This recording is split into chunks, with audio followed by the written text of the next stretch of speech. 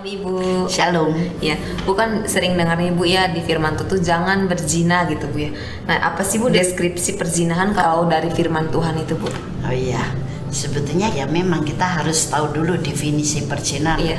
Perzinahan itu bukan hanya hubungan seks atau melakukan hubungan kepuasan badan gitu dengan lawan jenis. Dalam Injil Matius dikatakan barang siapa yang memandang perempuan atau kalau yang perempuan memandang laki-laki dan menginginkan dalam hatinya, dia sudah berzina dalam hatinya. Jadi perzinahan ini lebih dalam lagi. Mengingini saja seseorang bukan milik kita, entah itu sudah jadi istri orang atau masih sendiri, belum diberkati menjadi pasangan hidup kita, tapi kita mengingini, bahkan sampai membayangkan, wah kalau jadi istri saya, jadi milik saya, saya giniin, saya gituin, wow tubuhnya cukup keren, waduh itu bibirnya, aduh dagunya gak lebah bergantung, segala macam. Itu berarti sudah menginginkan di hatinya, sudah berzina. Tapi beda dengan, wah ada seorang nona cantik tuh, ciptaan Tuhan luar biasa, puji Tuhan. Sudah berhenti sampai di situ. Ada cowok ganteng tuh, ya Tuhan menciptakan kan sempurna. Sudah sampai di situ. Tapi kalau nah itu sudah berzina. Apalagi sampai dibayangkan melakukan sesuatu yang tidak kudus dengan orang itu. Nah itu perzinahan. Kemudian yang kedua, yang ini juga harus dimengerti oleh setiap kita orang Kristen, bahwa perzinahan juga bisa terjadi atau seseorang bisa kemudian hidup dalam perzinahan ketika dia sudah menikah kemudian cerai.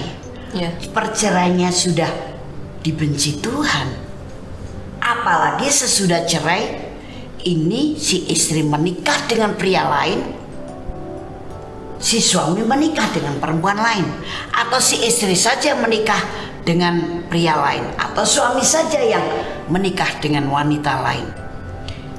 Mereka dalam pernikahan yang kedua ini itu berzina di mata Tuhan. Seseorang yang terpisah dari pasangan hidupnya dan boleh menikah lagi ketika pasangan hidupnya, entah istrinya atau suaminya itu sudah berpulang ke rumah bapak atau sudah meninggal. Tapi kalau belum, kitab Roma mengatakan kamu masih terikat hukum dengan suamimu, masih terikat hukum dengan istrimu. Karena apa? Mereka masih hidup. Jadi pernikahan yang kedua ini karena suami atau istri masih hidup, itu dalam perzinahan. Jadi kalau hidup dalam perzinahan seperti ini, anak-anaknya keturunan ilahi bukan. Padahal yang dikedaki Allah keturunan ilahi.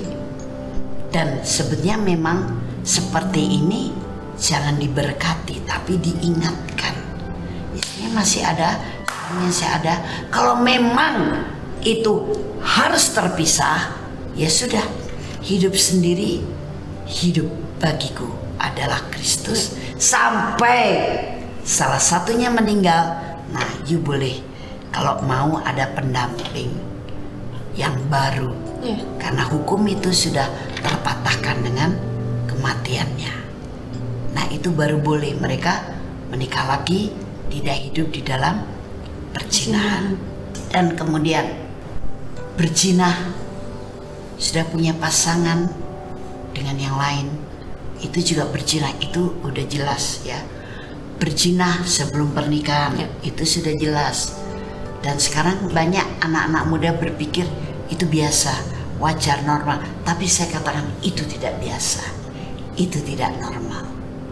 Karena roh perzinahan tidak akan terhenti sampai di situ, tapi akan menurun sampai ke anak keturunan kita. Sebelum mereka dilepaskan, dibebaskan dari roh turunan itu dan dipersembahkan untuk dipakai oleh Tuhan. Tapi juga ada dikatakan perzinahan secara rohani. Apa itu?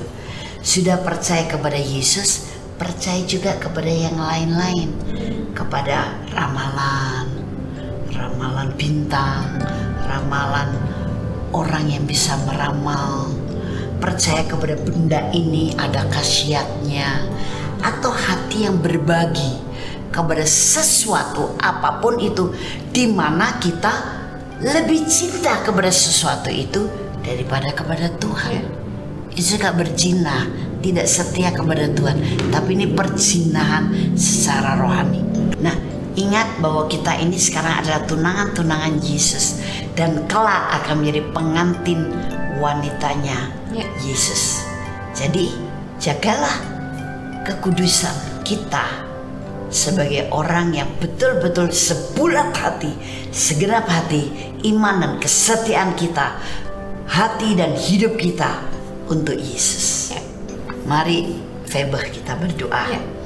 Haleluya, terima kasih Bapa Surgawi. Kami minta kuasa urapan Roh Kudus-Mu bekerja atas setiap yang menyaksikan Yesus sahabatku ini, dan mereka yang dalam posisi berzina atau perjinan, apapun alasannya, seperti definisi perjinan tadi. Sekarang Roh Kudus membuat mereka bertobat, Amin. Yes. kembali kepada kebenaran. Amin. Dan hidupmu akan diberkati, hidupmu akan menyenangkan hati Tuhan, dan kau akan merasa tenang, nyaman, dan damai sejahtera, sukacita dalam jalan kehidupan Amin. ini. Dan Tuhan Yesus sangat mengasihimu. Haleluya. Amin.